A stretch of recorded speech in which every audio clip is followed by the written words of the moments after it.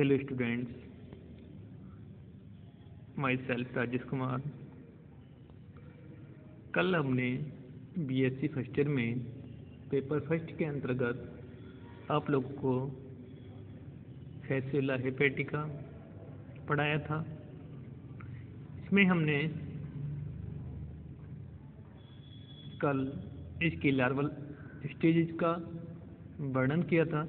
आज हम आपको बीएससी फर्स्ट ईयर में जूलॉजी पेपर फर्स्ट के अंतर्गत आपका यूनिट 4 का लास्ट चैप्टर स्टार्ट करने जा रहे हैं, एंकाइलोस्टोमा या हुक वर्म। इसको कॉमनली हुक वर्म भी कहते हैं। इसके क्लासिफिकेशन की बात करते हैं। इसका जो फाइलम है निमेटोडा, क्लास फास्मिडा,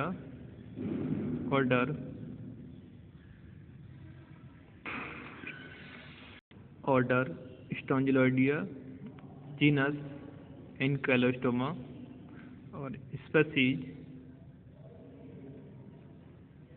ड्यूडेनेल्स। बात करते हैं इसके हैबिट्स एंड हैबिटेट। एंकाइलोस्टोमा या हुक वर्म एक एंडोपैरासाइट है जो उन स्थानों पर पाया जाता है जहाँ पर गरीबी और गंदगी ज़्यादा हो। गरीबी से मतलब ऐसा स्थान जहाँ पर जो लोग निवास करते हैं उनको पहनने के लिए कपड़े, पैरों में चप्पल, शूज ना हो, क्योंकि इसका जो इन्फेक्शन होता है ह्यूमंस में, मनुष्यों में, वो फुट के द्वारा ही होता है।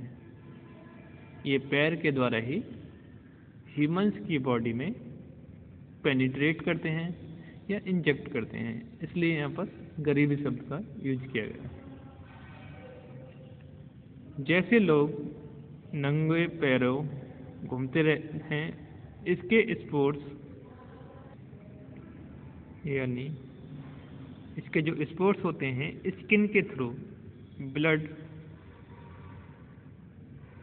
में पहुंचते हैं तथा वहां से यह स्मॉल इंटेस्टाइन यानी छोटी आंत में, उसके बाद ब्रेन में, उसके बाद लंग्स में, लीवर आदि में पहुंच जाते हैं।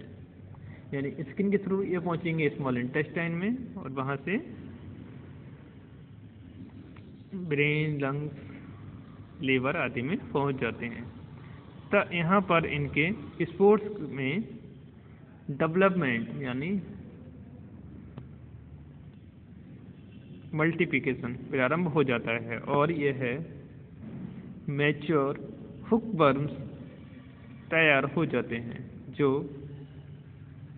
रिप्रोडक्शन के बाद स्पोर्स के रूप में ओवा को रिलीज कर देते हैं। यह स्पोर्स मल के साथ यानी फीकल मैटर के साथ बॉडी के बाहर आ जाते हैं और यह मिट्टी में मिल जाते हैं। इनका सबसे अधिक संक्रमण छोटे बच्चों में होता है। हुक वर्म्स में मेल व फीमेल्स अलग अलग होते हैं, यानी इनकी बॉडी सेपरेट होती है, सेक्सुअली सेपरेट होते हैं। इनकी बाह्य संरचना हुक्स या अंकुश के समान होती है, इसलिए इसे अंकुश कृमि या हुक वर्म्स भी कहा जाता है। मेल व फीमेल दोनों में एंटीरियर एंड कॉनिकल होता है, यानी जो मेल्स एंड फीमेल्स हैं इसके दोनों का जो एंटीरियर एंड्स होगा वो कॉनिकल होगा। बात करते हैं इसकी मॉर्फोलॉजी की।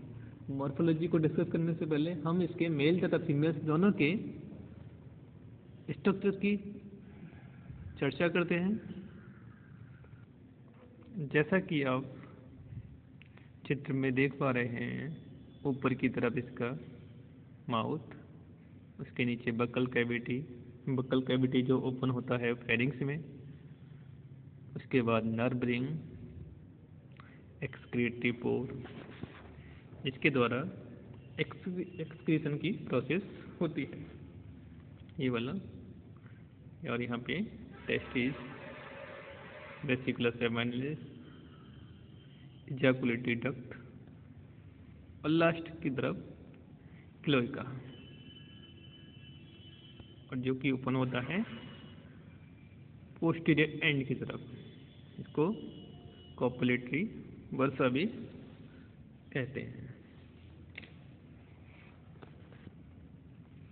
बात करते हैं फीमेल एनकाइलोस्टोमा। इसमें सबसे ऊपर की तरफ माउथ, उसके बाद buccal cavity, pharynx, nerve ring, excretory pores, ovary, midgut, उसके बाद यूट्रस, और लास्ट में फीमेल गोनोपोर, और एंटीरियर से पोस्टीरियर एंड की तरफ एनस।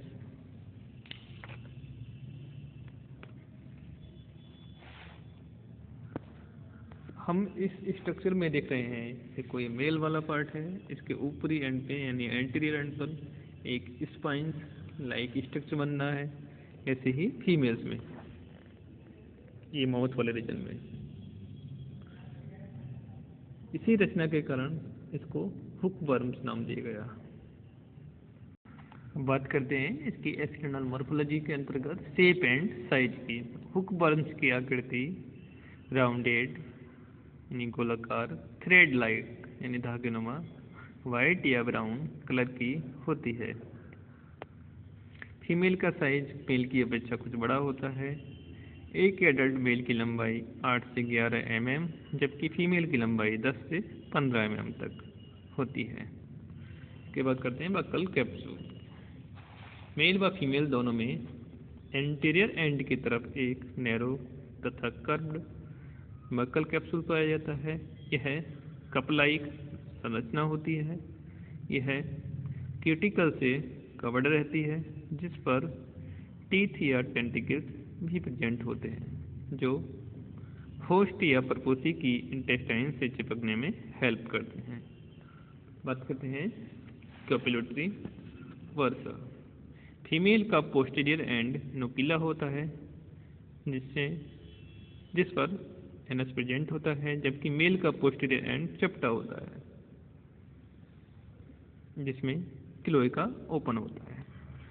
बात की जाए अगर इसके बॉडी वॉल की, तो इसकी बॉडी वॉल जो होती है वे क्यूटिकल मसल्स के द्वारा कवर्ड रहती है। इसकी बॉडी वॉल के अंदर विभिन्न ऑर्गन सिस्टम पाए जाते हैं। इनमें से जो मोस्ट इम्पोर्टेंट सिस्टम है डाइजेस्टिव सिस्टम। अगर इसके डाइजेस्टिव सिस्टम की बात करें तो इसके डाइजेस्टिव सिस्टम में mouth, buccal cavity, pharynx, rectum तथा फीमेल में एनस तथा मेल में क्लोएका को इंक्लूड करते हैं। क्लोएका जो होता है आपका,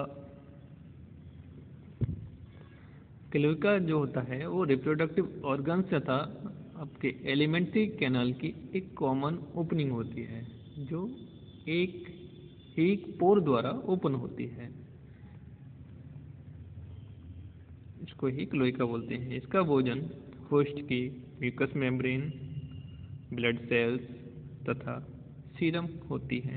यह अपने होस्ट से लगभग एक दिन में 0.8 ml ब्लड सक कर लेता है, जिससे होस्ट की बॉडी में ब्लड की काफ़ी कमी हो जाती है। अब बात करते हैं इसके एक्सक्रीटरी सिस्टम की। हुक वर्म में एक्सक्रीटरी सिस्टम एस्केरिस के समान ही होता है।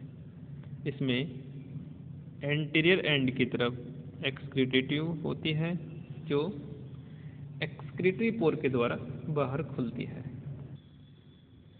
अब बात करते हैं रिप्रोडक्टिव सिस्टम।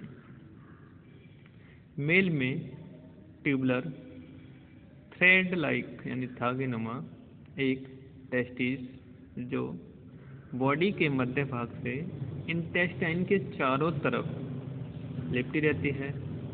टेस्टिस वेसिकुलर सेमिनलिस में ओपन होती है और वेसिकुलर सेमिनलिस इजाकुलेटरी डक्ट के द्वारा क्लोएका में ओपन होता है। फीमेल हुकवर्म में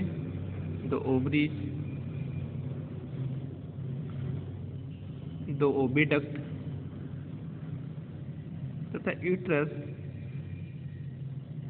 प्रेजेंट होता है। इसमें ओवरी ओविडक्ट में तथा ओविडक्ट यूट्रस में ओपन होते हैं तथा यूट्रस मेल गोनोपोर में फीमेल गोनोपोर पोस्टीरियर एंड से थोड़ा ऊपर की ओर खुलता है। तो आज हमने यूनिट 4 के अंतर्गत क्लासिफिकेशन ऑफ एनकाइलोस्टोमा के हैबिट्स एंड हैबिटाट,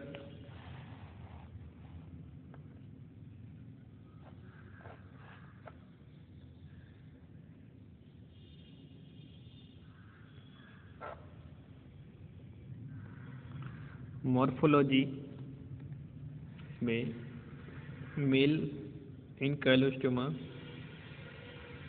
तथा फीमेल एनकाइलोस्टोमा